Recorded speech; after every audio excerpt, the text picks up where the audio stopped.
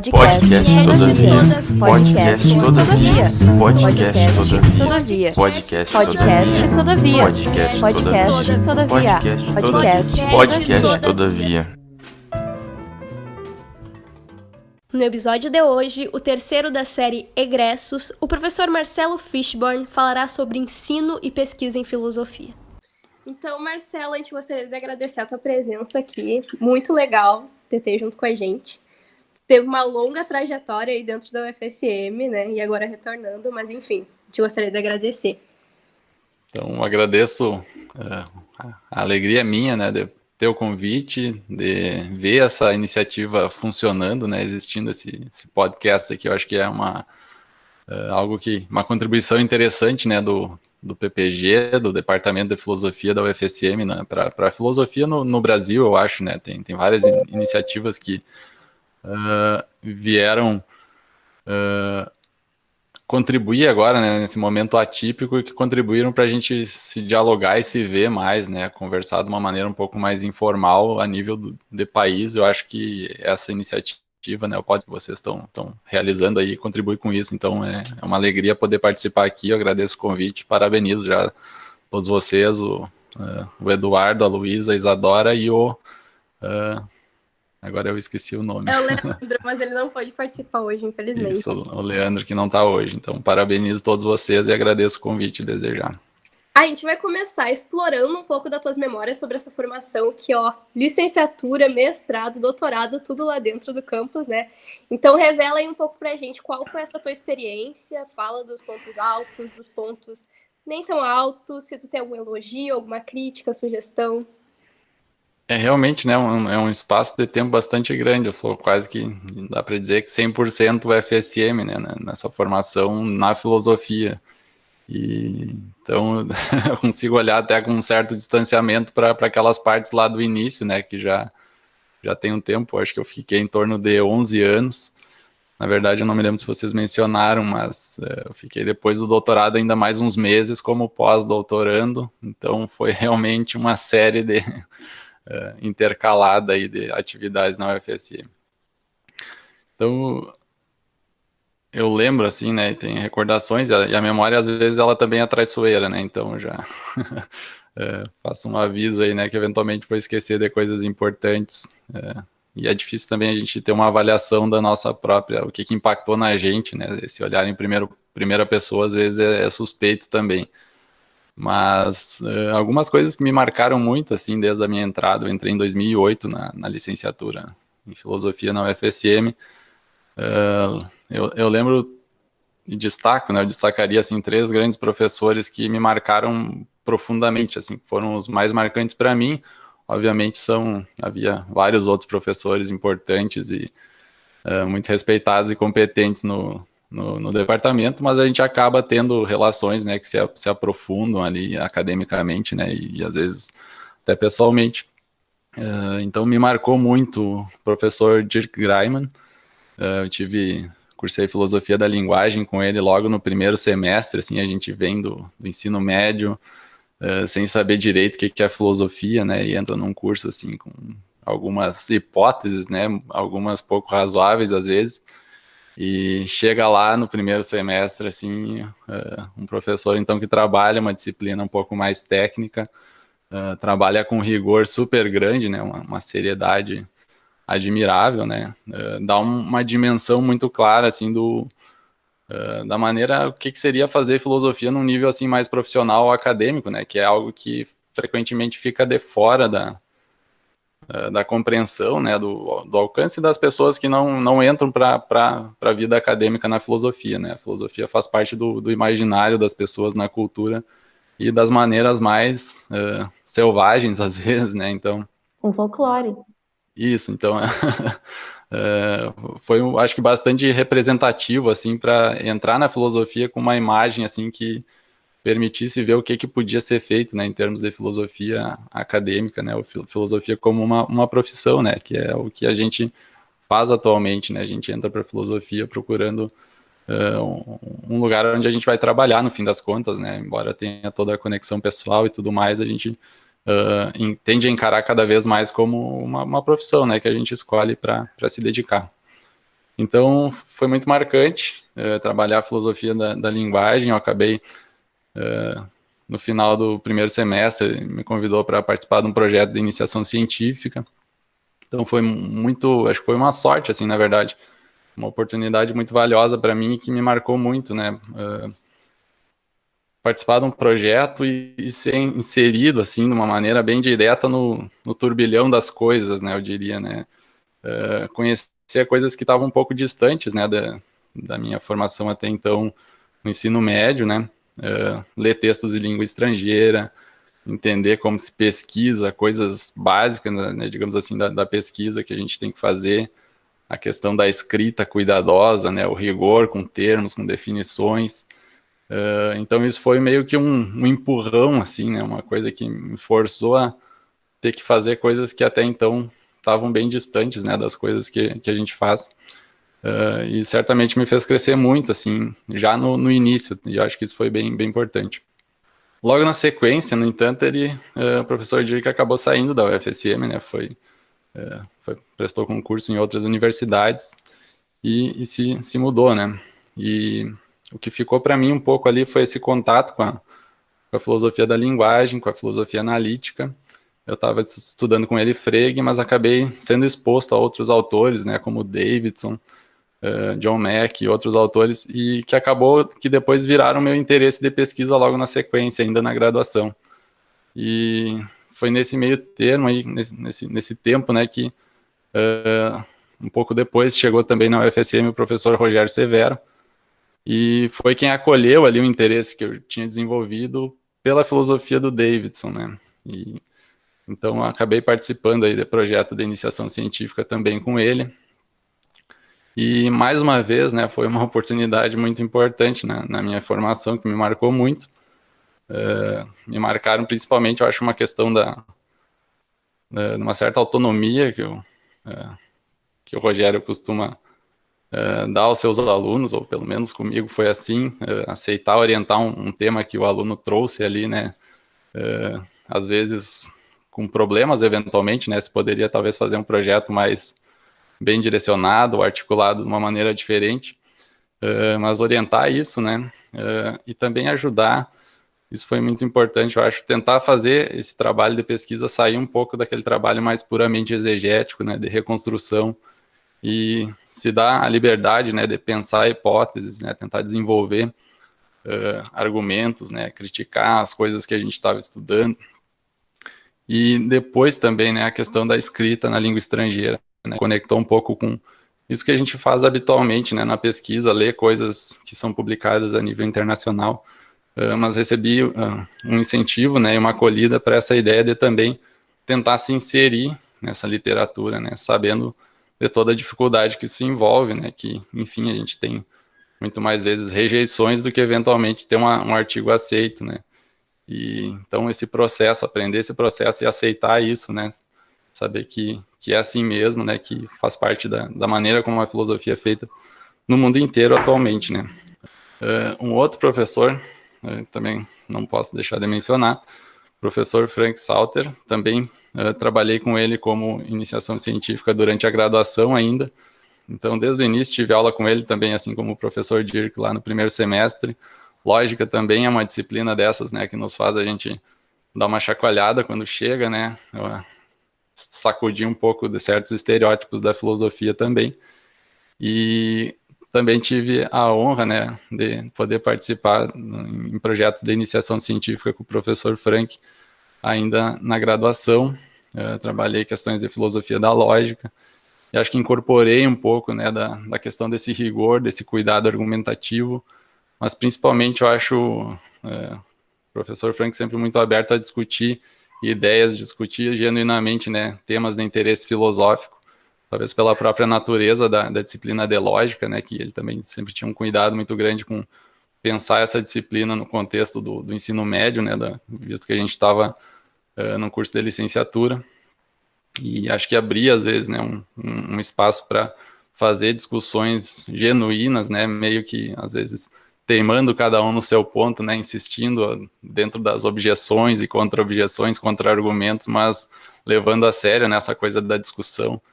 e nem sempre naquela época eu sentia, pelo menos não era em todas as aulas que a gente entendia, né, ou valorizava essa questão da discussão filosófica. Tinha um pouco ainda a imagem, eu acho, de que a gente primeiro deveria ler muito, né, ficar lendo direito os autores para depois arriscar ter uma opinião, né, ou eventualmente fazer uma crítica a um texto que a gente estava lendo. E então a disciplina de lógica ajudava bastante, né, a levar a sério, né, que isso também é uma parte do nosso trabalho, avaliar criteriosamente as coisas que a gente estuda. Então esses 3 professores me marcaram muito. O Rogério Severo foi depois meu orientador de mestrado, o Frank foi meu orientador do doutorado e também do pós-doutorado, mas ainda na graduação também me lembro bastante 3, 4 outros professores, né, que foram bastante marcantes também. A professora Elisete, trabalhei com ela também sob a orientação dela no projeto do PIBID, que era um projeto não de iniciação científica, mas de iniciação à docência. Me permitiu me expor um pouco à questão da docência também durante ainda a graduação. Junto com isso também participei do projeto Praxis, né, que tinha na época, que tem ainda, eu acho, né, onde a gente ia dar aula, né, para pessoas interessadas aí em fazer o vestibular na UFSM, que tinha na época. Isso também foi uma maneira de, né, levar essa questão da prática didática, né, essa coisa do ensino da filosofia, que é um pouco, às vezes, pode ficar meio alheia, né, quando a gente está estudando filosofia mais puramente, né, a gente às vezes pode esquecer um pouquinho que a gente vai eventualmente dar aulas de filosofia e que isso gera uma série de outros problemas, né, que às vezes podem ficar esquecidos ali. Então, o professor Elisete também certamente colocou coisas na bagagem que eu carrego até hoje. E outros professores, né, que também, embora eu não tenha trabalhado diretamente com eles, professor Ronai, professor Robson, professor Abel, que certamente ofereciam certos modelos assim de aulas, né, que a gente assistia e ficava, com certeza, carrega até hoje, né, um pouco certas maneiras de se olhar para a filosofia e também para dar aulas de filosofia, né. Então as nossas memórias, como eu falei, né, elas são meio incompletas às vezes, posso estar esquecendo coisas, mas certamente essas pessoas que eu mencionei tiveram assim um impacto bastante significativo, né, na minha formação, no tipo de ambiente filosófico ao que eu fui exposto, né, ao que eu vivenciei, digamos assim, né, durante a graduação. Depois, né, fui logo diretamente para o mestrado. Quem me orientou foi o Rogério Severo. Trabalhei a filosofia da mente, né, Donald Davidson, monismo anômalo, tentando fazer uma discussão mais temática, mas ainda bastante, digamos assim, bastante influenciada por uma discussão que já tinha sido feita, né, já tinha um lugar na história da filosofia. E depois no doutorado mudei um pouquinho o tema, né, fui falar sobre livre-arbítrio, responsabilidade moral e estudar também, né, o impacto de discussões mais empíricas, né, isso foi um impacto forte aí, eu acho que do Rogério Severo, né, filosofias mais naturalistas, pensar como isso pode impactar, né, ou como a gente pode levar em conta os resultados das outras ciências na filosofia. E então escrevi minha tese de doutorado sobre esses assuntos, né, fui também fiz o doutorado sanduíche, enquanto isso, né, na Florida State University. E depois, né, quando eu saí do doutorado, fiquei alguns meses fora, mas acabei voltando mais uns meses para a UFSM para ficar mais um pouquinho como pós-doutorando por alguns meses, né, até chegar ao lugar onde eu estou hoje, né, no Instituto Federal Farroupilha, trabalhando aí principalmente agora no ensino médio. Então, acho que é um pouco da trajetória, assim, né, desses vários anos que eu fiquei na UFSM.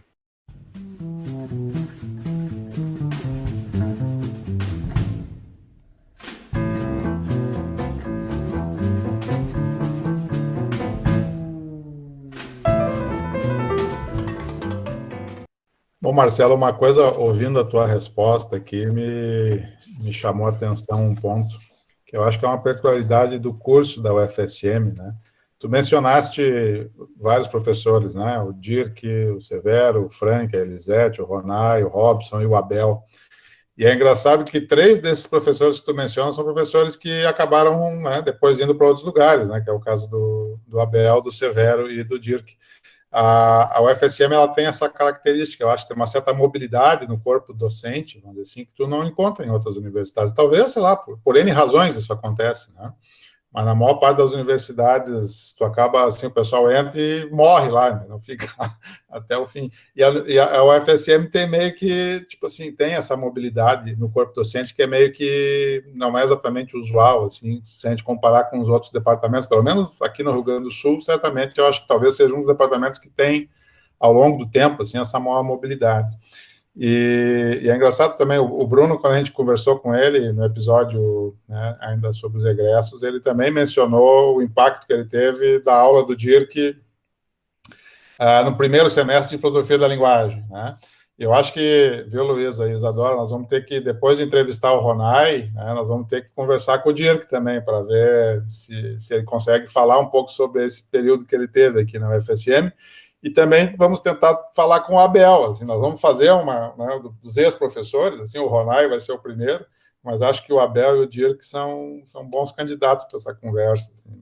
Pois é, eu não conheço eles, mas já é a segunda vez que cito, eu fiquei curiosa. O Abel é um professor que ele teve aqui, acho que ano passado, dando uma palestra sobre um livro que ele lançou e tal. Ele mantém contato acadêmico, né, de pesquisa com a Gisele, com o Frank, etc., né? Bom, mas, Marcelo, indo para a nossa segunda pergunta, durante o teu doutorado, tu pesquisou com o Alfred Mell, né, na Florida State University, com financiamento da CAPES e da Comissão Fulbright Brasil. Como é que foi esse processo para ir até lá, né? O contato com um pesquisador assim de importância imensa na área que tu estava trabalhando, né?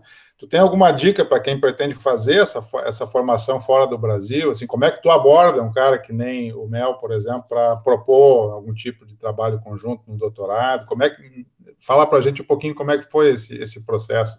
Eu acho que assim foi uma sorte tremenda, né? Eu ter conseguido ser aprovado nesse edital e ter tido essa experiência, ter ido para lá, ter ido para a cidade onde eu acabei indo, olhando para trás assim agora, com tudo que eu sabia na época, que era bem menos do que eu sei agora, do que eu vi depois, né? Me considero assim que foram várias escolhas onde algum problema poderia ter acontecido, assim, ou algo poderia ter dado errado, né? Então, mas primeiro sobre o edital, né? Essa seleção acho que ela continua acontecendo, né? Na época era um edital conjunto da CAPES e da Comissão Fulbright no Brasil. Eram ofertadas, se não me engano, 30 bolsas para ciências humanas e sociais. Então era uma área delimitada, né? O que aconteceu depois, né, nesse período que eu estava lá no próprio sanduíche, foi que as coisas começaram a ficar um pouco mais complicadas, né, economicamente e politicamente, né, no nosso país. E enquanto eu estava ainda lá no sanduíche, né, a gente olhava e já via que as coisas estavam ficando um pouco mais complicadas. E o que aconteceu logo na sequência, um ano ou dois depois, né, essa bolsa passou a ser oferecida apenas pela Comissão Fulbright, a CAPES parou de financiar. E ela mudou, agora eu não lembro se são 30 bolsas ainda, ou se são mais ou menos, e ela depois se tornou um edital aberto a todas as áreas, se não me engano, tá? Não era mais restrito a áreas das ciências humanas e sociais. Então houve uma mudança, assim, eu acho que em vários aspectos, né, nesse tipo de questão no nosso país, né? Eu acho que isso é uma questão a ser considerada por qualquer um que considerada e enfrentada, né, por qualquer um que quer fazer uma parte da formação no exterior nesse momento, né, nos momentos que virão aí, a gente está numa situação mais delicada ainda com a questão da pandemia, né, então tudo isso impactou profundamente, eu acho, está impactando provavelmente mais vocês que estão agora, né, na pós-graduação. Eu acho que a pergunta foi mais para curiosidade mesmo, para um futuro, talvez em 2030, brincadeira. Espero que ano que vem já fique tudo ok. Então, o que eu recomendaria, né, nesse momento, eu acho, tem que ver quais são todas as possibilidades em aberto atualmente, né, vários projetos foram descontinuados, não há mais o financiamento, mas existem algumas instituições, né, algumas dessas que continuam oferecendo, né, bolsas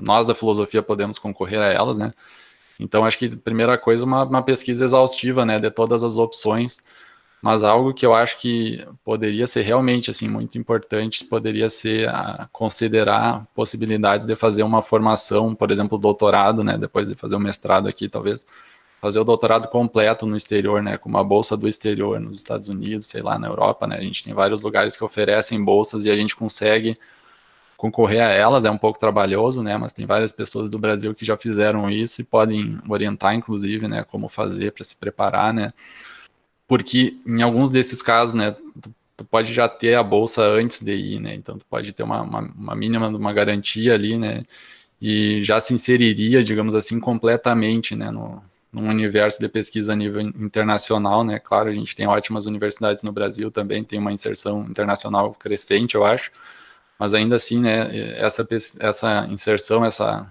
mudança de cenário, eu acho que ela é bastante frutífera na maioria dos casos. Então, consideraria, né, se eu tivesse a oportunidade de fazer essa escolha novamente, eu acho que seria uma possibilidade a considerar seriamente.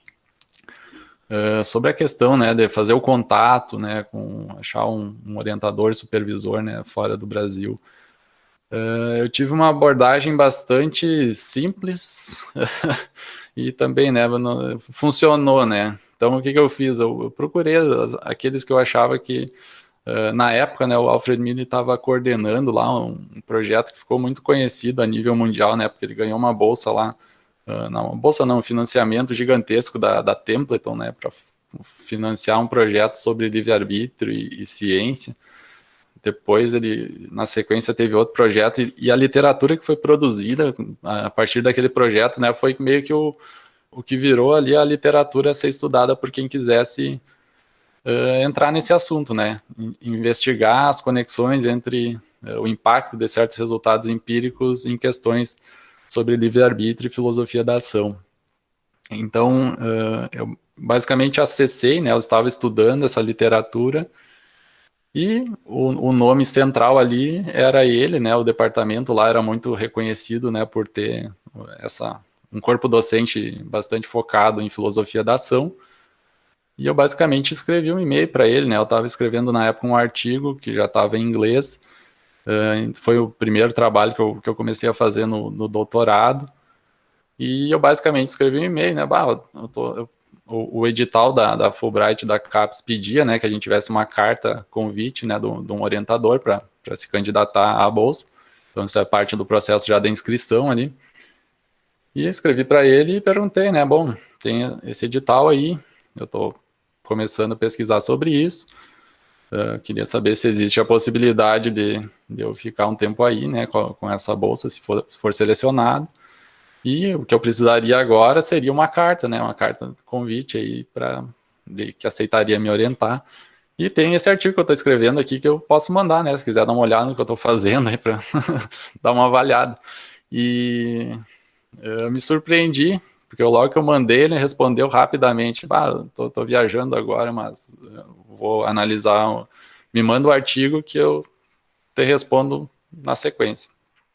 E depois eu mandei aquele artigo, e ele rapidamente me respondeu, né, inclusive fez comentários sobre o artigo, né, que me ajudaram, já ganhei um feedback muito rápido, na verdade era muito pouco comum a gente ganhar um retorno num trabalho assim tão rapidamente, aquilo ali já me surpreendeu no início, né, positivamente.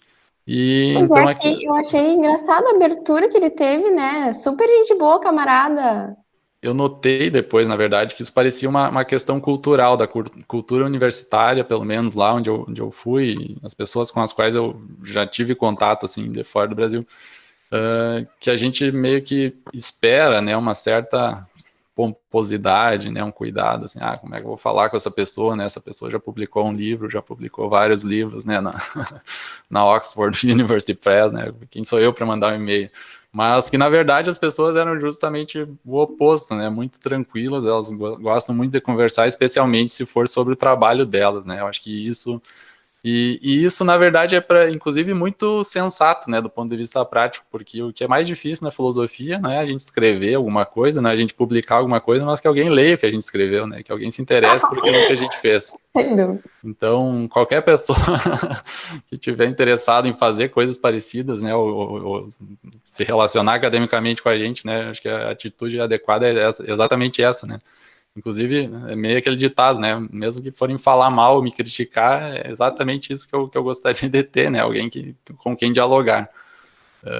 Então, acho que lá reunia, né? Eu vi outras pessoas indo para lá em função disso. Tive a oportunidade de trocar ideias com outras pessoas que, como eu, estavam fazendo doutorado, né? Foram ficar um tempo lá. E isso produziu um ambiente muito frutífero, né? Muito interessante, as pessoas ali, enfim...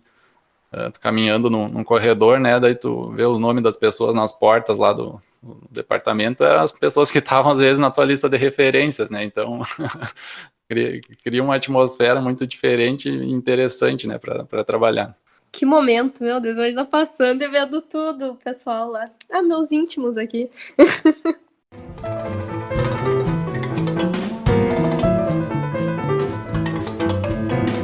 Marcelo, partindo mais para a tua pesquisa, tu descreve a tua preocupação central na tua pesquisa como a estrutura, abre aspas, a estruturação de uma investigação interdisciplinar sobre o aprimoramento das práticas de responsabilização, fecha aspas. Tem como tu explicar melhor as motivações dessa pesquisa e com quais áreas que ela dialoga? Sim, obrigado, Isadora, pela pergunta. Esse é um projeto, eu acho que é a maneira que eu encontrei para dizer o que eu fiz no doutorado, né? O que eu estava tentando fazer. Quando acabou, né? Eu escrevi várias coisas e olhei o que é isso que apareceu aí, né? O que foi o produto final. Daí eu tentei olhar para aquilo e dizer, né? Que coisa que eu tinha feito. E eu acho que foi exatamente isso, né? Estava tentando pensar. Esse tema acabou aparecendo, né? O aprimoramento das práticas de responsabilização. E uma investigação interdisciplinar que eu estava fazendo desde o início, né? Olhando para essas questões, trazendo para a discussão várias disciplinas. Eu acho que isso está um pouco em contraste com que a maior parte da investigação... A investigação que a gente tem mais acesso, eu acho, quando começa a estudar livre-arbítrio e responsabilidade moral, ela tende a ser um pouco diferente. E eu não sei se muito precisamente, mas eu viria como dois estilos assim de encarar a própria filosofia. Acho que aparece um pouco dessa diferença, assim, embora a distinção não seja totalmente precisa, né? Eu acho que entre as filosofias ali mais, um estilo mais platônico, socrático e um estilo mais aristotélico. Vou tentar me explicar para não parecer absurdamente... falso, né? Mas em Platão e Sócrates, né, com a figura de Sócrates, acho que isso é um pouco que eu acabei lendo mais filosofia antiga agora que estou dando aulas no ensino médio, tem esse estilo do paradoxo, né, a questão da análise conceitual, da refinamento dos conceitos, trabalhar contra exemplos, coisas que são enigmas, às vezes, conceituais, né, como é que a gente resolve tensões conceituais. E essa é a maneira predominante na filosofia analítica contemporânea, eu acho, de olhar para questões sobre livre-arbítrio e responsabilidade moral. Uma grande parte da filosofia faz isso, né? E não é um problema nenhum. Mas aqui a questão é meio que acomodar, né? Coisas que tem essa tese parece razoável, tem essa outra tese parece razoável, mas se eu junto as duas, né? Parece uma contradição aqui, como é que eu escapo disso? E daí, então, é toda uma tentativa de explorar, né, ao máximo ali o refinamento daqueles conceitos e das condições, né, para aplicação, eventualmente, do conceito de liberdade ou de responsabilidade. E nisso que eu chamei, né, um modelo mais aristotélico, eu diria. Eu tenho em mente aqui a ética Nicômaco, por exemplo. Parece que Aristóteles tem um projeto um pouco mais construtivo, assim, né, que tem estabelecer um tema, né, um objeto, questões para investigação, como que a investigação pode andar. Parece que é algo que está mais elaborando, digamos assim, uma visão sobre um assunto. Ele meio que funda disciplinas, né? Define um tema, como que eu estudo esse tema e vamos embora ver o que a gente pode aprender sobre isso. Eventualmente misturando, né, afirmações e observações que viriam, talvez, de áreas diferentes. A questão do livre-arbítrio, né? E Aristóteles fala isso, né, na Ética Nicômaco.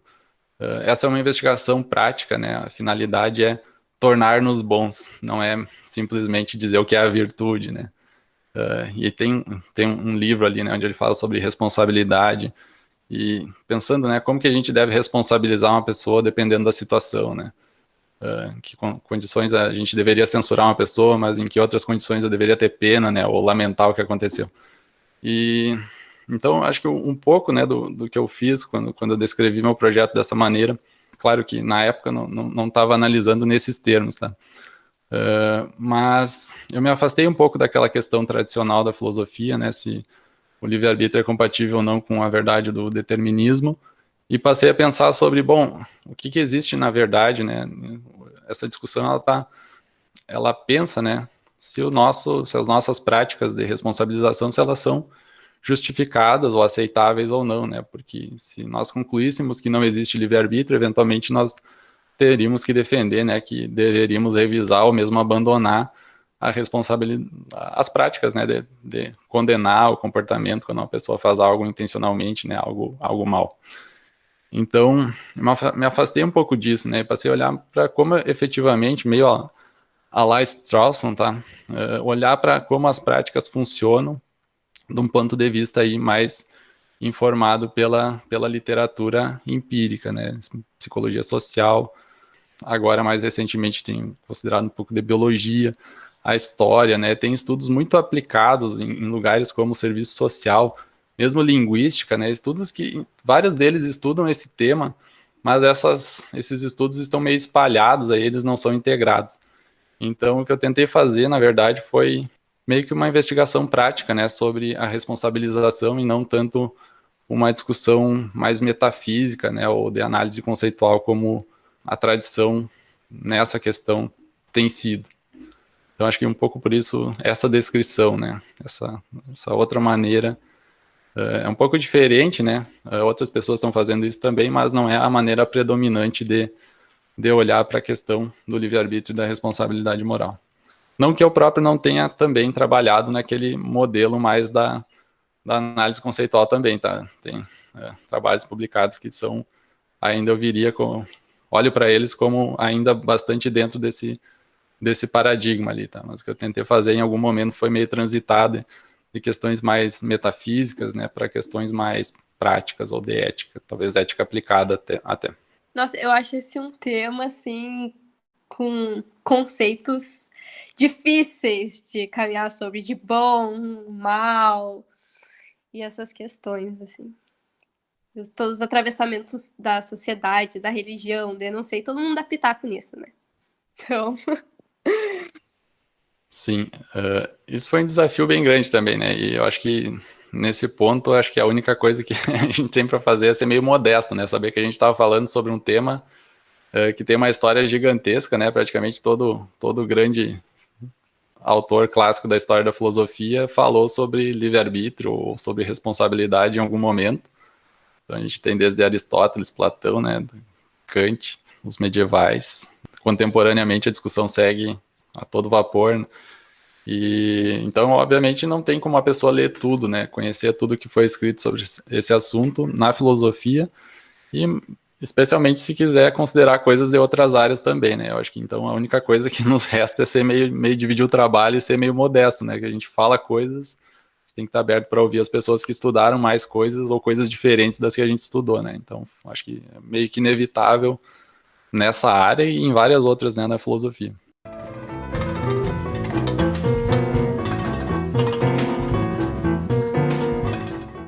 Mas enfim, Marcelo, agora pensando sobre a conclusão do teu doutorado e depois a aprovação no concurso público. Eu não sei se é algo pessoal ou se é um sintoma já de quando tu tá chegando no final da graduação, começa a surgir gente de tudo que é lado perguntando se tu vai prestar concurso público.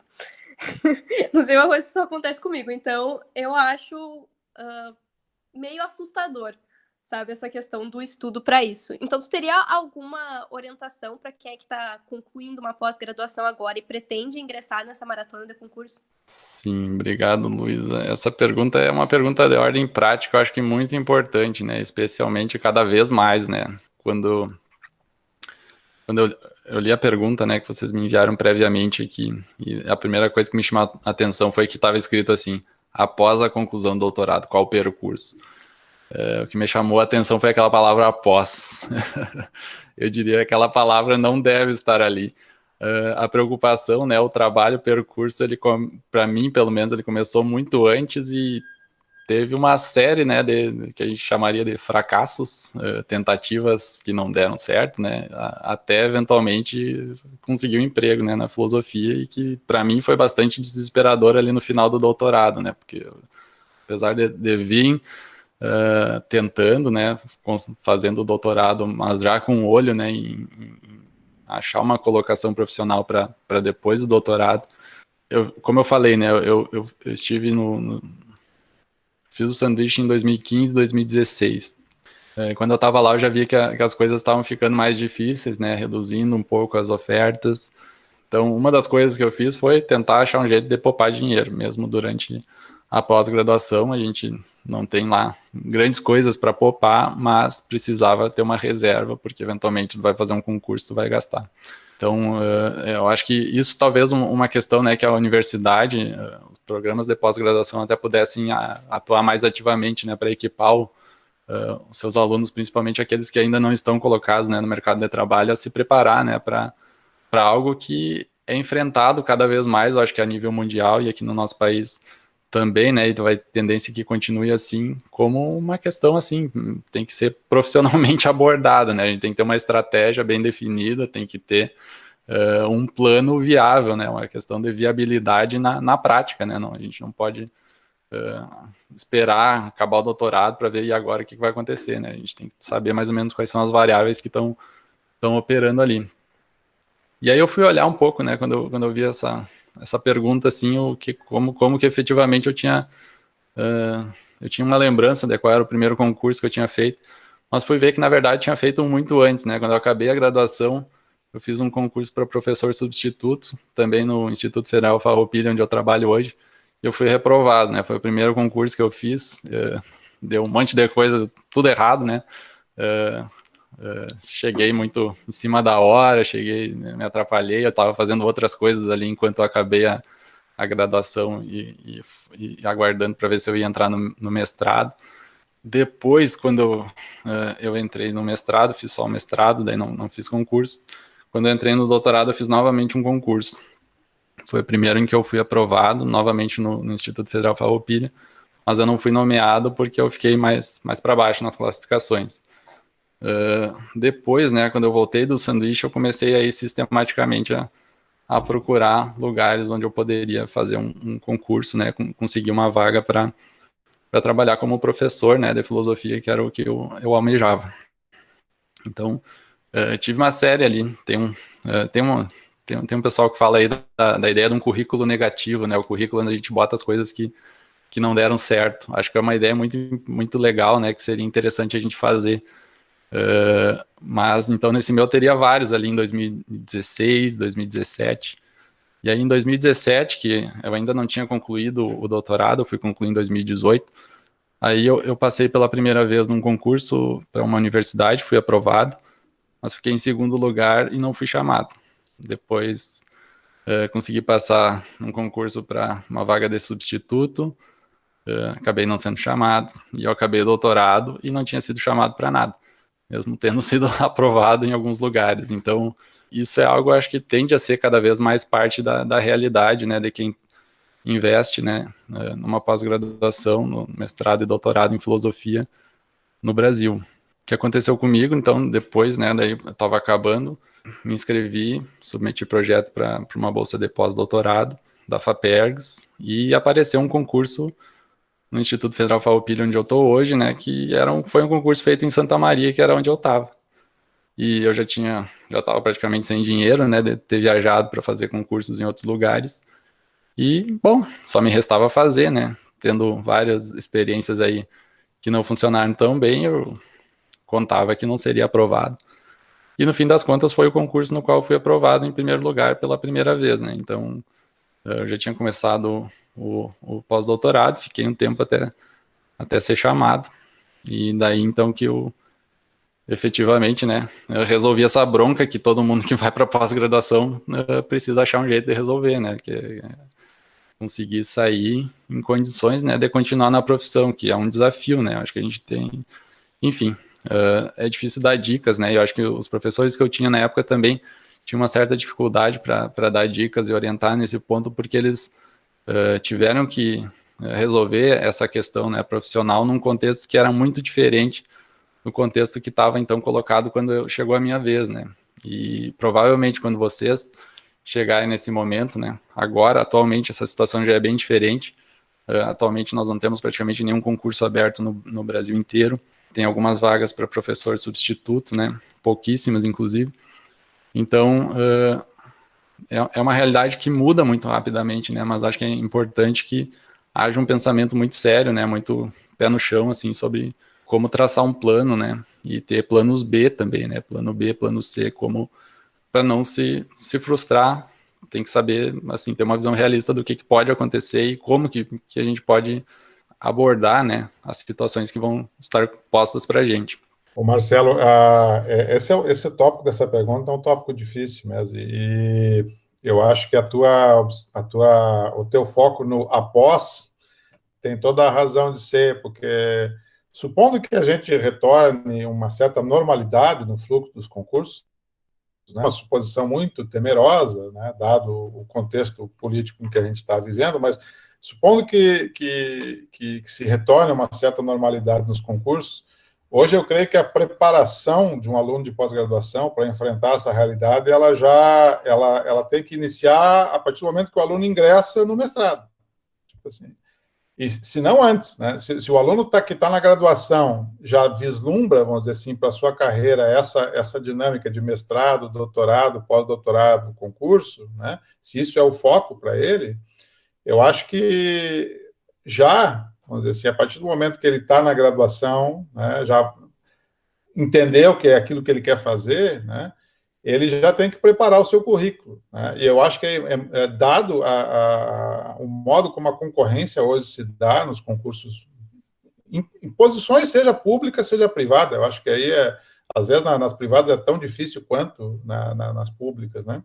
O aluno de graduação hoje que quer perseguir a carreira docente, seja em institutos federais, ou seja em universidades, ele já tem que preparar o seu currículo ali, já do 5º, 6º semestre para frente, entendeu? Porque, de outra maneira, quanto mais posterga essa preparação, pior fica. Então, a coisa de publicações, a coisa de pesquisa, a coisa de montar um projeto de pesquisa para o mestrado, para o doutorado, visando determinadas áreas, tudo isso eu acho que já faz parte de uma estratégia. É muito difícil, né? O aluno, sei lá, com 19, 20 anos, 30... 19, 20 não, mas sei lá, 22, terminando a graduação, ter que se preocupar com isso. Mas eu acho sim, né, que faz parte, vamos dizer assim, do jogo hoje, né? Quer dizer, o aluno está se preparando com muito mais antecedência. Na minha geração era diferente, quer dizer, né, os colegas que eu tive na época, que, sei lá, se formaram, se graduaram no final dos anos 90, fizeram o seu mestrado, doutorado lá nos anos 90 ainda, quer dizer, era meio que fez doutorado, tu está empregado, era mais ou menos essa a dinâmica, né? E hoje isso não existe mais em lugar nenhum do mundo, eu acho, e o Brasil está nesse lugar do mundo também onde isso não existe mais, né? Então, assim, fica a dica para os nossos ouvintes aí que estão na graduação, se é a carreira docente que tu quer perseguir, comece a se preocupar isso desde sempre, né? Porque senão vai ficar muito complicado ter que resolver todas essas dinâmicas quando estiver lá no doutorado, por exemplo. Não, e eu gostaria de reforçar isso dizendo que eu decidi que eu queria isso para o final da graduação e eu tenho uma publicação em revista e agora eu estou desesperada no último ano e entrando em tudo que é grupo e não tendo tempo para quase nada. Então, assim, por favor, se organizem. Mas... Alguém ocupa o tempo da Luísa, por gentileza. Na verdade, eu queria fazer um comentário ainda nesse ponto, eu acho. Eu acho que, assim, essa perspectiva que tu trouxeste, Eduardo, acho que realmente, tá? Como questão de fato é assim, né? Eu acho que tende a ser decisivo. Mas eu pessoalmente, eu acho que eu lamento um pouco, né? Que uma parte disso seja dessa maneira, né? Eu acho que há um problema, assim, em questão da pesquisa, né? Da qualidade das pesquisas, essa estimulação muito precoce, né, da gente ter que publicar. Eu acho que fazer a pesquisa cedo, né, ter hipóteses, arriscar argumentos, isso a gente deve fazer cedo, talvez desde a graduação, né, certamente no mestrado e no doutorado. Mas a pressão por resultados publicados, né, isso eu acho que é bastante, assim, tentar publicar eu acho que não é um problema, mas ter que publicar, né, resultados publicados, seja lá como isso for feito, acho que isso acaba, às vezes, sendo contraproducente, né, para conduzir a pesquisa. E nesse ponto, assim, eu acho que, pessoalmente, né, na minha trajetória, eu me escapei ali, porque eu consegui publicar algumas coisas, mas poderia não ter conseguido naquele momento, poderia ter demorado muito mais para alguns trabalhos serem publicados. Tem coisas que eu comecei a escrever no doutorado, que ainda estou refinando para tentar publicar, né, e acho que esse tempo, né, eu vi isso fora do Brasil, esse tempo era mais, eu senti que era mais respeitado fora do Brasil, né, que os alunos não tinham que... Tá tendo cada vez mais pressão, né, para conseguir um emprego, conseguir alguma coisa, você tem que publicar algumas coisas. Mas parecia que não se esperava, assim, que essa coisa da publicação tão precoce, né, quando eu fui fazer o sanduíche, né, a maioria das pessoas que estavam no doutorado lá também não tinha publicação nenhuma. Então, quando eu cheguei lá com algumas coisas publicadas, era meio diferente, assim, uma coisa meio esquisita, né, porque eles não estavam habituados àquilo.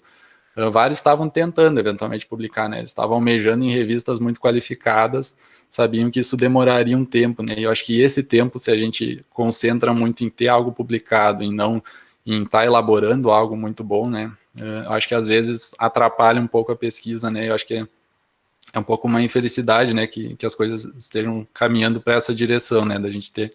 Porque, enfim, quando alguém começa a publicar mais e consegue um emprego por causa disso, os outros vão tentar fazer a mesma coisa, né, e eventualmente a gente tá todo mundo numa situação que talvez não seja a melhor intrinsecamente para a pesquisa, né. Então, registraria isso também. A publicação é uma parte do negócio, né? Quer dizer, a publicação não resolve a questão da empregabilidade, né? Ela é uma parte da equação, vamos dizer assim, né? Mas, por outro lado, bom, eu tive a experiência de editar, né, revistas, né, durante 2, 3 anos, assim, e o que eu noto, claro, né, o índice de rejeição é alto, né, nas revistas melhores, eu digo assim, na experiência brasileira, né, de publicação brasileira, nas revistas de filosofia no Brasil, o nível de rejeição é alto, os percentuais de rejeição é alto, mas quando a revista é séria, e você não recebe lá uma rejeição de cara do editor sem nenhum tipo de razão, mas quando a revista é séria e manda para pareceristas, os pareceristas fazem o trabalho adequado, uma rejeição já vale a experiência, entendeu? Porque tu acaba aprimorando a tua escrita, tu acaba aprimorando as tuas hipóteses, acaba aprimorando o que tu pensa sobre o que quer fazer pesquisa em filosofia. Então, eu não me importo tanto com o resultado do aluno, entendeu? Eu estou tendo agora alunos de iniciação científica, né, e bolsistas e tal, e eu digo para esse cara, você tem que fazer é enviar a publicação. Se vai ser publicado, isso é outra coisa. Né? Mas eu acho assim, a própria rejeição faz parte do processo, porque você vai ter, tendo, né, o review, você vai ter razões pelas quais isso aconteceram, e isso já faz parte do processo também. Né? Eu ia dizer, exatamente, essa é a parte, eu acho que realmente a parte mais valiosa, eu acho que, assim, para o pesquisador é ter esse feedback, né, e às vezes ele é como uma rejeição, mas às vezes a gente aprende muito mais e melhora muito mais a pesquisa ali do que eventualmente se mandar para um lugar que o trabalho é aceito sem nenhum comentário e o trabalho vai ficar guardado lá, né, eventualmente sem importar muito, né, sem atrair muita atenção depois. Eu tenho um amigo que da área de TI, ele já está formado, e ele enviou um trabalho para uma revista uma das mais importantes na área que ele estava pesquisando. Não sei direito, eu sou de humanas. E ele enviou justamente para receber a rejeição, o feedback. O feedback. E ele, no fim, foi aprovado porque o trabalho era muito bom, pelo jeito. Então, foi uma grande surpresa assim, para ele, mas é engraçado, porque ele enviou justamente para receber esse feedback, né? O quanto é importante o feedback, quanto pesquisadores precisam e a parte essencial do trabalho, na verdade, né?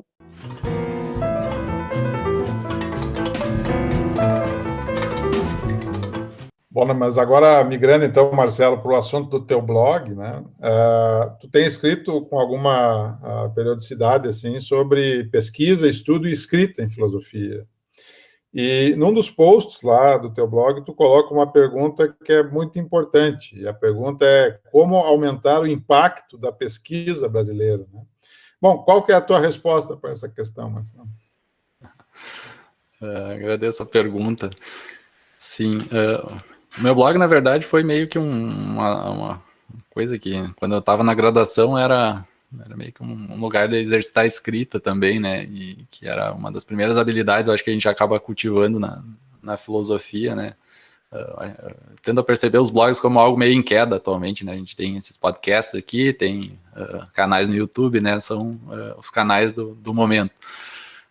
Mas, entre as coisas, né, na verdade, às vezes eram coisas que eu estava pensando, né, ao longo do mestrado, doutorado, e acho que uma preocupação era essa, né, o que afinal a gente está fazendo e o que vai acontecer com as coisas que a gente fizer, né, com a nossa produção, que a gente, enfim, gasta um tempo, envolve, né, uma seriedade ali estar pessoalmente envolvido com aqueles projetos, né, como que vai acontecer com isso depois, né. E, assim, olhando para as coisas que a gente consegue ver e por algumas experiências pessoais também, acho que um pouco disso, né, que eu consegui incorporar, tentei, né, receber incentivo na UFSM para publicar em veículos já consagrados, né, revistas, editoras, né, principalmente a questão da internacionalização, acho que cada vez mais, né, se a gente quer fazer filosofia de igual para igual com o que acontece em outros países, né? Enfim, a nossa língua não é o inglês, mas o inglês acabou sendo a língua franca da filosofia, pelo menos para boa parte da filosofia a nível mundial. Então, acho que a gente tem que fazer a mesma coisa que os pesquisadores em outros países que não falam inglês, né, fazem, né, que é, pelo menos uma parte do nosso trabalho tem que ser submetido e estar aberto, né, receber esse feedback, a rejeição, receber o impacto positivo que isso tem, ser ressubmetido e eventualmente publicado nas revistas que são entendidas, né, a nível mundial como as melhores revistas, seja qual for a área que a gente estiver trabalhando, né. Então, eu acho que esse é um dos principais fatores para o impacto, né, porque existe claramente uma certa hierarquia dos veículos de publicação, né, não é porque... Às vezes surge uma certa ilusão, né, de que a gente, se eu publicar meu trabalho, a revista publica online. Se tiver em inglês, não importa qual é a revista, vai estar acessível para todo mundo no mundo inteiro, mas não é bem assim, as pessoas não vão ler tudo, a gente não lê tudo que escrevem, nem mesmo tudo que escrevem sobre o assunto que a gente pesquisa. A gente lê aquilo que está nos veículos que a gente entende que sejam veículos respeitáveis, às vezes a gente explora um pouco mais, né, quando o assunto é mais restrito, tem menos coisas escritas, mas via de regra, né, a gente vai procurar boas fontes de informação, faz parte inclusive da metodologia científica, né, que a gente é instruído a utilizar.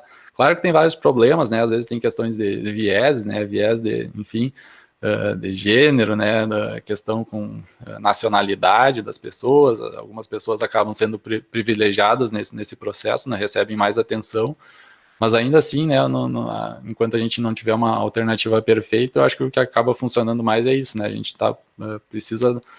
Tem veículos que se entende que tem uma credibilidade maior, né, que tem uma centralidade maior na disciplina, e se a gente não for publicar lá, a gente deveria pelo menos tentar, eventualmente, né, mandar as coisas para lá para ver como funciona, qual é a resposta que a gente vai ter, e para que depois o trabalho, quando ele acabar publicado em algum lugar, ele ainda esteja num nível, né, elevado, né, em canais que sejam tradicionalmente considerados, né, dentro da disciplina. Acho que, enfim, né, é uma resposta para mim relativamente simples, mas o que é difícil é fazer exatamente isso, né? Mas é difícil para todo mundo, né? A maioria das pessoas que eu vi fazendo pesquisa em filosofia fora do Brasil também, né? É uma dificuldade para todo mundo, eles estão tentando, assim como a gente poderia estar tentando submeter para as melhores revistas e eventualmente conseguir, né? Mas isso, a regra é que a gente tem um não garantido.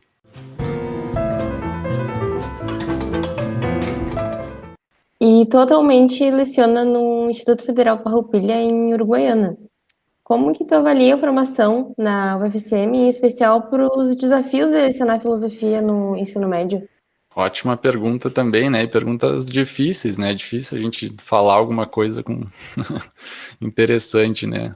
Uma coisa que eu acho que é bastante esquisita, né, para quem fez uma trajetória mais ou menos como a minha, que a gente vai indo, né, sai da graduação, fiz licenciatura, fui fazer o mestrado, depois o doutorado, fiquei um pouquinho no pós-doutorado, e aí, vai dar aula lá no ensino médio, né, então eu fui gradualmente me afastando do ensino médio, mais e mais, né, indo para o universo de especialização, e lá no fim, né, a gente volta eventualmente e vai dar aula nos institutos federais, onde uma boa parte do trabalho é dar aulas no ensino médio. Então, e é curioso, inclusive, né, porque mesmo no Instituto Federal, a formação, né, a pós-graduação é valorizada, faz parte da seleção, né, a prova de títulos valoriza bastante, né, o doutorado, mas é como se a gente tivesse meio que voltando a algo do qual a gente se afastou bastante, né? A gente se concentra na pesquisa, pelo menos na filosofia, né, em questões mais teóricas, né, mais, enfim, filosofia teórica ou prática, mas umas questões mais puras. Pelo menos na minha trajetória foi isso. E aí a gente volta, né, e está mais próximo do que a gente estava fazendo na licenciatura, né, onde a gente teve o estágio, tinha disciplinas de didática, disciplinas sobre outros aspectos pedagógicos, né, envolvidos no trabalho no ensino médio. Então, eu mencionei antes, né, eu dei aulas durante a graduação no Praxis, participei do PIBID, tenho estágio na licenciatura, né. Essas formações foram certamente importantes, muito importantes, né, acho que é importante que a gente tenha reservado um momento na formação para falar de algumas dessas coisas para ir minimamente preparado depois, né, para a sala de aula, mas os desafios estão lá esperando de qualquer maneira, né. Tem profissionais de outras áreas que não têm licenciaturas, né, que vão também dar aulas, e eles enfrentam, não sei se seria interessante que com mais dificuldades do que a gente que fez licenciatura, né, mas eles têm dificuldades também, não sei se são maiores ou menores, entrar, por exemplo, numa sala onde a gente vai ter estudantes, né, adolescentes que estão ali tem um modo de funcionamento que é completamente diferente daquele modo de funcionamento que a gente estava vendo no mestrado, no doutorado, né? Quando a gente faz docência orientada, por exemplo, né? Vai dar aulas na graduação, enquanto está fazendo o mestrado e doutorado, a gente dá aula para um público bem diferente. Então, isso eu acho que é bem desafiador. Tem o título de um livro, né, do Alejandro Serletti, que é O Ensino de Filosofia como Problema Filosófico. Eu gosto da ideia, embora eu acho que eu não concorde tanto com o conteúdo de toda a proposta, né? Mas essa ideia eu acho que é genial, né? Não tem como a gente dar aula de filosofia no ensino médio e não ficar se perguntando o que é a filosofia, o que essa disciplina está fazendo aqui, o que eu faço, né? O que eu espero com essa disciplina, trabalhando, no caso do ensino médio regular, né, com adolescentes, qual é o objetivo da disciplina. Como é que eu vou abordar isso, né? Vou focar nos clássicos, vou tentar mostrar um pouquinho, né, daqueles grandes obras, né, que ficaram consagradas para que eles tenham acesso a esse acervo, digamos assim, cultural da humanidade, né, que eles não sejam totalmente desconhecidos para os alunos. Vou focar em temas, né, em áreas da filosofia, falar um pouco assim, mas sem enfatizar tanto a história, né, os autores. Vou focar em aulas que sejam mais alguma forma de discussão, né, onde os alunos querem contrapor, argumentar, né, explorar teses, explorar perguntas, objeções.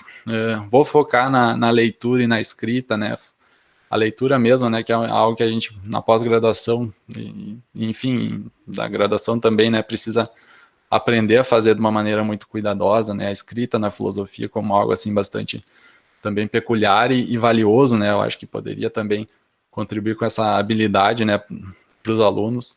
Vou focar eventualmente em aplicações da filosofia, né? Como é que eu posso pegar essas ideias que estão lá no acervo da filosofia e traduzir elas para aplicações, né, que sejam mais salientes ou interessantes na vida dos alunos agora, né? Então, a gente tem uma série de opções aí, uma série de possibilidades, e para mim, pelo menos, é meio... É sempre desafiador, essa questão volta o tempo inteiro, né? O que eu vou fazer com a disciplina aqui no ensino médio, né? Será que as escolhas que eu fiz estão sendo as melhores, né? Ou estão produzindo o que a filosofia tem de melhor a oferecer nesse contexto? Além disso, né? Eu acho que essa parte mais teórica, reflexiva, filosófica, né? De trabalhar a filosofia no ensino médio. A gente também tem uma série de questões práticas, né, que se relacionam um pouco com as disciplinas que a gente tem na licenciatura, mas acho que não são resolvidas propriamente ali, né, a gente precisaria talvez de equipamentos mais poderosos, né, para chegar um pouco mais preparado, talvez, né. Coisas mais do dia a dia, né? Como é que a gente gerencia uma sala de aula, né? Vai ter aquele aluno que é meio bagunceiro, né? Vai ter, às vezes, os alunos estão meio agitados, estão conversando, né? Como é que eu distribuo avaliações? Como é que eu... Celular, né? A gente tem problemas atualmente, assim, que são meio que recorrentes, e a pessoa que chega lá, né, vai ter que... Às vezes a gente pensa muito, né, o que eu vou ensinar, como é que eu vou trabalhar esse tema, esse problema, chega lá, tem uma outra parte, né, que é... Assim, se a gente pegar lá a pós-graduação lá de um lado e o jardim da infância lá do outro, a gente saiu da pós-graduação e foi um pouco mais em direção ao jardim da infância. A gente tem que cuidar do comportamento das pessoas que estão ali, gerenciar eles, né? Tem um processo todo de aspectos extra-filosóficos ali, né? Para serem gerenciados, trabalhados, educados também, né? Como que a gente, além disso, né? A questão das peculiaridades com determinados públicos, como adolescentes, né? Ou adultos, a organização do trabalho, né? Enfim, se a gente chega eu trabalho atualmente geralmente com entre 200 e 300 alunos num semestre, né? A cada momento do ano eu vou estar com esse número de alunos que estão em contato direto comigo, né? Que eu tenho que gerenciar o que eles estão fazendo, se eles estão com alguma dificuldade, né? No ensino médio, principalmente quando são menores de 18 anos, se eles estão faltando muito, a gente tem que tomar alguma providência, né? Notificar isso, enfim. Então, tudo isso, né? É uma carga de trabalho que a gente tem que estar preparado para fazer, né? Tem que saber usar ferramentas efetivas, né? Tem que criar estratégias que permitam dar conta, né? Dessa carga de tarefas que eu acho que são muito mais quebradinhas, né? Muitas tarefas pequenas que ocupam bastante tempo e que lá na pós-graduação a gente não tem isso, né? É um ritmo, eu acho, de tarefas que é um pouco menor. Não são tantas atividades curtas, né? São atividades maiores que, enfim, a gente, pelo menos para quem está fazendo o doutorado, né, se concentra um pouco mais em determinadas tarefas mais longas, e ali tu tem que estar cuidando não só de si, né, mas cuidando muitas pessoas ao mesmo tempo, né, e monitorando. A carga horária na sala de aula também tende a ser um pouco maior, né? Geralmente eu trabalho entre 13 e 18 horas por semana, né, dando horas-aula. Isso impõe limitações, né, que tipos de avaliação eu posso fazer. Se eu fizer uma avaliação que os alunos vão escrever, né, uma redação, daqui a pouco, como já me aconteceu, né, eu não consigo corrigir tão cedo, né, então o semestre vai acabar e eu não consegui devolver o material para os alunos. Então são questões de ordem mais prática, assim, mas que se relacionam, acho, com a nossa formação e com a própria natureza da disciplina. Então acho que são desafios, né, para qualquer um que for trabalhar no ensino médio, vai ter que pensar sobre isso e encontrar soluções, né, dar direções, coisas que não se resolvem definitivamente, né, mas que a gente tem que fazer opções ali, encontrar uma maneira, né, de ir adiante, mesmo que fique aberto, né, para revisar depois. Forças, guerreiro.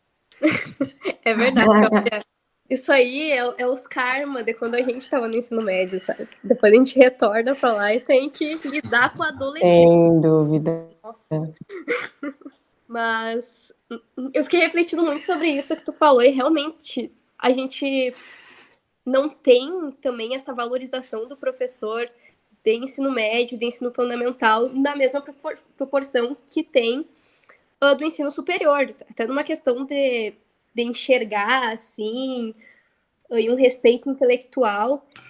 Só que os desafios de tu lidar com o pessoal ali, criança, adolescente, é absurdo. Até porque no ensino superior, assim, a maior parte quieta ali, né? Foi porque quis. E criança e adolescente não, muitas vezes nem quer ir na aula e fica aloprando, não presta atenção e... Não tô julgando, porque eu já fiz muito disso. Talvez julgando um pouco.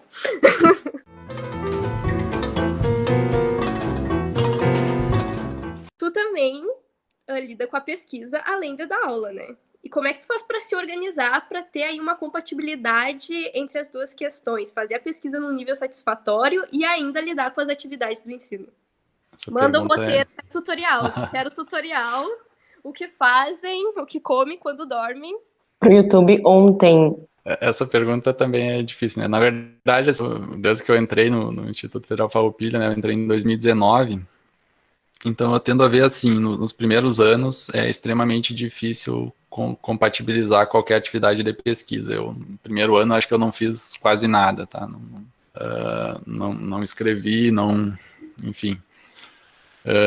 Porque quando a gente começa a dar um curso, geralmente tem muitas coisas novas, né? A gente precisa de tempo para se organizar.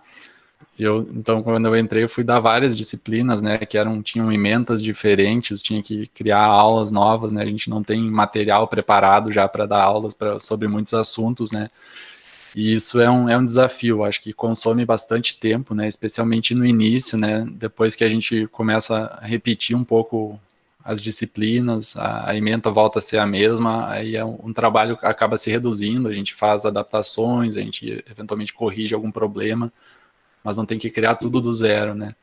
E então, eu assim, no começo, assim, eu realmente parei, não tinha pesquisa nenhuma acontecendo.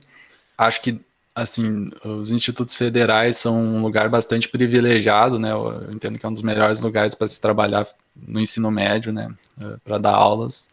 Muitas coisas são ótimas, condição, enfim, os professores são remunerados adequadamente, a carga horária não é absurda, tem muitos professores, né, de outras áreas que estão numa situação muito, muito pior, né, os alunos passam, querendo ou não, né, por um processo de seleção, embora todos os adolescentes, né, sejam obrigados a estar na escola, eles não são obrigados a estar no Instituto Federal, em nenhum instituto federal, né? Eles vão lá porque fizeram uma seleção, eles colocaram seu nome lá, foram fazer a prova.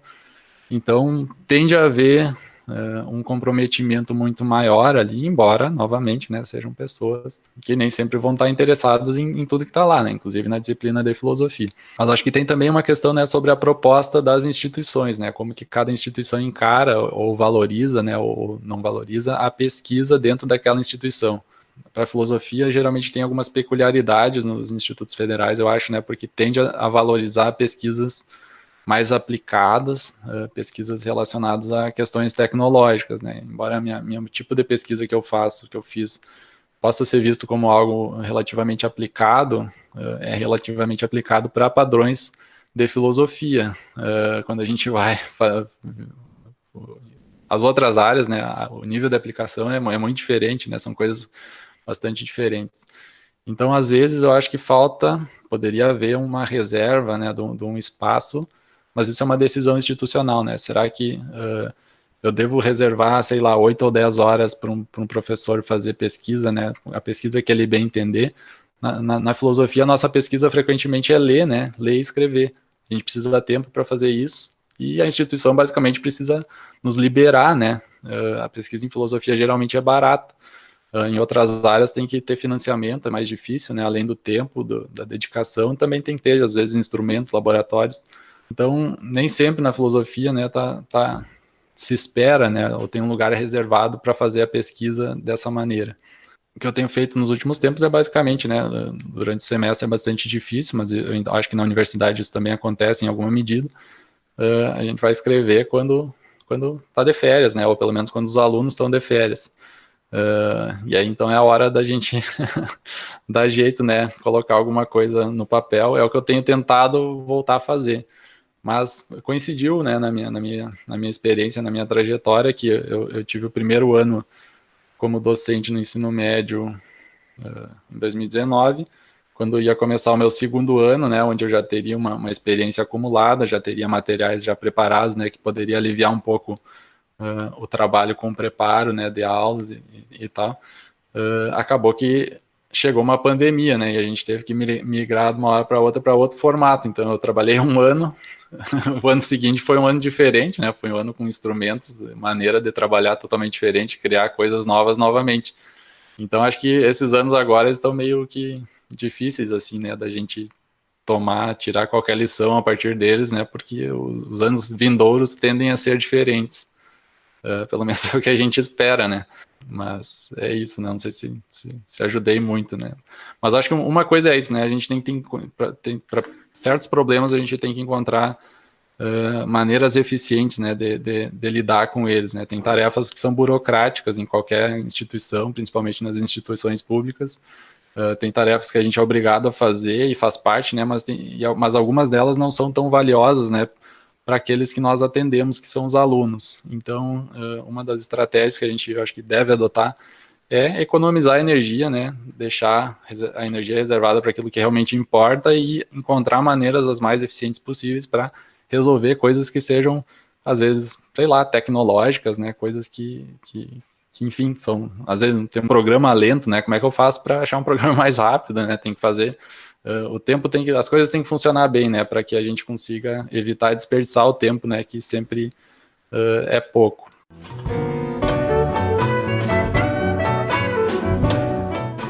Bom, Marcelo, agora a gente chega naquelas perguntas que são as perguntas clássicas que a gente faz para todo mundo aqui no programa, né?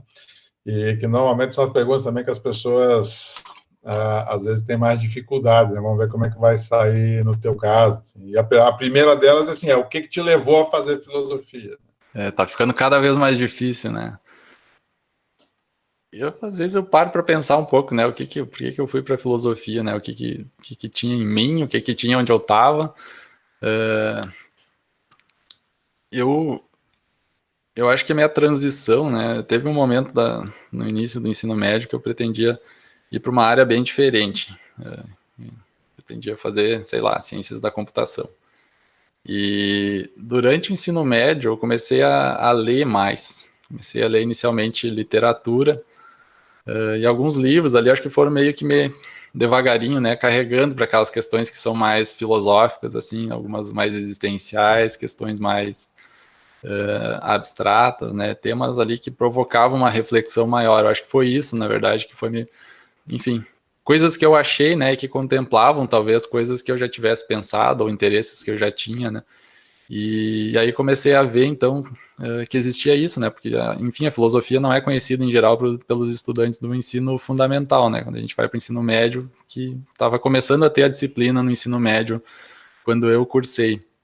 E depois, então, acho que fui transitando um pouco da literatura ali, né, sei lá, Machado de Assis, esses autores que a gente estudava, inclusive, né, como parte da preparação aí para os vestibulares, mas que tinham um quê de reflexividade, talvez, ali maior, né, e eventualmente estava lendo outras coisas, né, estava lendo, sei lá, Nietzsche, estava lendo Russell, achei um livro na biblioteca lá onde eu estava, então a leitura acabou me chamando muita atenção, assim, e quando eu fui lendo, fui transitando de textos mais de literatura, depois para textos propriamente de filosofia, e acabei concluindo em algum momento, né, que aquilo ali era o que eu queria fazer. Acho que o tipo de pergunta, talvez, que mais me inquietasse inicialmente, fossem coisas como, sei lá, né, Deus existe? Acho que olhar um pouco, isso acho que é algo um pouco presente bastante na adolescência também, né, a gente olha o que as pessoas dizem e o que as pessoas fazem, né, então acho que às vezes a gente nota certas incoerências, né, as pessoas têm valores que elas, na verdade, não praticam, né, e isso é uma forma da gente examinar, né, a coerência, examinar enfim, isso que a gente faz na filosofia também, né, testar a coerência de um certo conjunto de proposições, né, um conjunto de componentes ali. Então, acho que uma pergunta de fundo, talvez, né, como devo viver, né, o que é uma vida, qual é a melhor vida para ser vivida, né, ou algo assim. Então, talvez versões rudimentares dessas perguntas que a filosofia, né, tradicionalmente abriga, né, então abre espaço e faz dessas perguntas, né, o seu motor, questões também, sei lá, sobre questões sociais e políticas, num nível bastante amplo, talvez, né, diferente das discussões mais políticas que a gente vê atualmente nas redes sociais ou algo assim, né, mas noções talvez mais amplas e abstratas, né, sobre justiça, né, sobre, enfim, como devo viver, mas como deveria ser ou poderia ser a sociedade, né, talvez coisas desse tipo. Acho que para mim foi esse tipo de questão, né, talvez tendo pessoas pensando coisas diferentes, né, vendo pessoas pensando de maneiras bem diferentes sobre essas questões, acho que provoca, né, uma necessidade de tentar pensar, né, dentre essas várias opções, né, quais seriam as mais razoáveis, e quando a gente começa a fazer isso, a gente já está, na verdade, ensaiando, né, ideias, teorias filosóficas, e os textos da filosofia frequentemente são um material mais sofisticado, né, que a gente encontra para para pensar sobre essas questões, né? Ver o que já foi pensado sobre isso. Claro que, novamente aqui, a gente corre o risco, eu corro o risco, né, da minha memória estar me traindo, de ter distorcido completamente, né, o que é que me levou à filosofia, mas enfim, é a via possível. Acho que eu diria que foi por esse caminho que eu entrei na filosofia.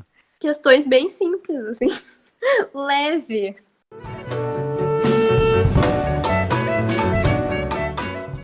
Perfeito, Marcelo. E a nossa última pergunta é: qual o papel que a filosofia pode vir a cumprir na vida das pessoas? Chumbo grosso. Qual é o papel que a filosofia pode cumprir? Acho que isso bate diretamente, né, com aquelas questões que eu mencionei antes também, né? Estar no ensino médio, ensinando filosofia para pessoas que não têm nenhuma pretensão de se tornarem filósofos profissionais, obriga a gente a pensar um pouco, né, sobre que papel, afinal de contas, a filosofia pode ter na vida das pessoas, dessas pessoas especificamente, mas também das pessoas em geral, né, da sociedade, pessoas que não estão trabalhando, né, ou vivendo a filosofia de uma maneira mais acadêmica ou séria, né. Eu acho que essa pergunta sempre fica meio me martelando, assim, né, ela fica uma pergunta que vai e volta, né, principalmente quando a gente está, às vezes, meio preocupado com a vida ou com alguma coisa, né, tipo, o que eu estou fazendo, né, o que eu estou escrevendo, pensando sobre essas coisas aqui, né, tem outras coisas aí que talvez sejam muito mais urgentes, né, durante a pandemia, principalmente, apareceu muitas vezes esse tipo de pensamento, acho que na mente de pessoas do mundo inteiro, né, inclusive tem outros blogs e coisa aí que o pessoal discute, né, traz experiências e atormentos, né, compartilha, né, com a comunidade, e eu acho que, enfim, a gente acaba pensando frequentemente nisso. Do que eu consegui, né, os momentos que eu parei para pensar um pouco nisso, eu acho que não uma resposta, mas uma dificuldade inicial para mim, para pensar o valor da filosofia, digamos assim, né, ou na sociedade ou na vida de uma pessoa, é que é difícil a gente ver o que é a filosofia, né, quando a gente pensa globalmente, a filosofia como um todo. Às vezes eu consigo olhar para uma teoria filosófica, para um livro de filosofia e pensar qual é a relevância, né, qual é o impacto. Quando eu leio lá o início da Ética Nicômaco, né, o que é o sumo bem, qual é a coisa mais importante para a vida de uma pessoa, eu olho para aquilo, esse texto é claramente relevante, né, eu acho que todo mundo deveria ler, olhar essa ideia aqui e pensar sobre isso em algum momento da vida. Parece uma pergunta decisiva, né, e o simples fato de Aristóteles ter colocado aquela pergunta ali num livro, acho que por si só, né, já mostra um exemplo do que a filosofia poderia fazer pela vida das pessoas, né, parece que ela coloca perguntas aí que às vezes são as perguntas mais importantes ou decisivas. Mas quando a gente pensa sobre o valor da filosofia como um todo, né, toda a filosofia, tudo aquilo que a gente chama de filosofia, aí eu acho que tem dificuldades bem grandes para a gente pensar, né, como que a filosofia contribui. Uma das dificuldades é a ausência de consensos na filosofia. Eu estava pensando, já preparei algumas tardes para pensar sobre isso. Acho que tem talvez uma tese, né, que a gente poderia descrever como caráter filosófico da negação. Parece que para qualquer hipótese, para qualquer proposição A, se A é uma proposição filosófica, a negação de A também é uma proposição filosófica. Ou seja, a gente está sempre discutindo em filosofia, né? Se alguém está defendendo que há, outra pessoa pode filosoficamente defender que não há. Então, aí, né, eu acho que isso coloca um problema, uma dificuldade para a gente pensar o valor da filosofia. A filosofia parece que não pode o seu valor depender da verdade de certas teses. Então, o valor teria que residir em algum outro lugar, né? Eu gosto bastante do texto do Bertrand Russell, O Valor da Filosofia. Está lá no livro, né, Os Problemas da Filosofia. Embora talvez não concorde com todas as ideias que tem lá, mas acho que é um dos lugares que a gente consegue ter umas direções, né, para pensar sobre isso. Ele diz lá, o valor da filosofia parece residir, né, no que ela produz na mente das pessoas que estudam filosofia, né, o que a filosofia produz. E olhando mais ou menos como isso, né, não exatamente o que o Russell diz, mas talvez a filosofia nos ajude a, conviver com a incerteza. Acho que quando a gente sai, né, do contexto onde a gente tem muitos amigos da filosofia, falando com pessoas que são da área, né, como a gente acaba fazendo durante o mestrado e doutorado, por exemplo, a gente vê que as pessoas, em outros contextos, às vezes, elas são bastante convictas de muitas coisas, né, e quando chega um filósofo ali, ele está pronto, às vezes, para duvidar, né, ou para dizer, tudo bem, parece que é assim, mas talvez não seja, né, a gente tem um certo desapego com endossar fortemente, né, verdades. Talvez junto com isso, né, eu acho que talvez algo que a filosofia possa ensinar, uma certa humildade, né, a gente não sabe, afinal de contas, na maioria das coisas, se a gente está certo ou errado, e isso acho que muda completamente, né, a pessoa convicta, né, com uma pessoa não convicta, se a gente não está convicto, a gente tem que ter uma certa disposição, né, para olhar a maneira como o outro pensa sobre as questões e cogitar a possibilidade de que o outro esteja certo, né, embora, enfim, né, a gente sempre está sujeito aos maiores vieses possíveis, né, ao se encarar como uma pessoa que é capaz de fazer isso também, né. Então, se fosse possível, acho que eu gostaria de ver alguns experimentos serem realizados, né, mas eu tenho certeza que eles não vão ser realizados. Mas um deles poderia ser, né, a gente pegar duas sociedades, né, parecidas e deixar numa delas a filosofia acontecer e na outra não. E ver o que aconteceria de diferente nessas duas sociedades, né? Talvez assim a gente conseguiria ver o que a filosofia proporciona, né, dentro de uma sociedade. Uma outra seria talvez nos indivíduos, né? Essa talvez seja mais viável da gente fazer, ver o que acontece com as pessoas que estudam filosofia, como que elas acabam sendo diferentes, né, das pessoas que não estudam filosofia.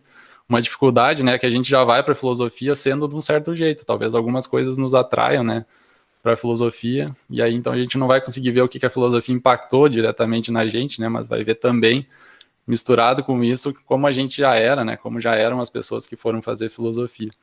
Então, mas de qualquer maneira, né, aquele experimento na sociedade lá, seria difícil, né, porque a filosofia parece que ocorre, como a gente vê em livros introdutórios de filosofia, a ideia de que essas perguntas, né, que animam a filosofia, elas frequentemente ocorrem na mente de pessoas que não estão fazendo filosofia profissionalmente. Então, para ter uma sociedade sem filosofia, a gente teria que, de alguma maneira, ter um equipamento repressivo do pensamento, né, as pessoas teriam que ser proibidas de pensar sobre certas coisas. Isso, enfim, não vai acontecer, né? Não tem como ser feito, felizmente, né? Então, enfim, né? A filosofia parece uma parte do que nós mesmos somos, né? Seja lá o que ela produza de bom ou de ruim, ela é uma parte de quem nós somos, eu acho, né? Então, acho que eu vejo, pelo menos no ensino médio, às vezes parece que ela cumpre, um dos papéis que a disciplina ocupa é oferecer um lugar meio que seguro, assim, para as pessoas falarem sobre certos assuntos, né? Que elas gostariam de falar, que às vezes elas têm interesse, né, já pensaram sobre aquilo, mas que não tem nenhum outro lugar para falar com calma, né, com tranquilidade, com respeito mútuo sobre aqueles assuntos. E a aula de filosofia às vezes parece legal por isso, né, porque é um ambiente onde a gente pode falar sobre verdade, sobre relatividade, né, sobre relatividade dos valores. Será que tal coisa é realmente certa ou errada, né? Será que Deus existe, né? Coisas desse tipo. Que via de regra a gente não tem outros espaços, né, para fazer isso. Então, enfim, são aí algumas ideias que eu acabo pensando também, né, quando me deparo com essa pergunta.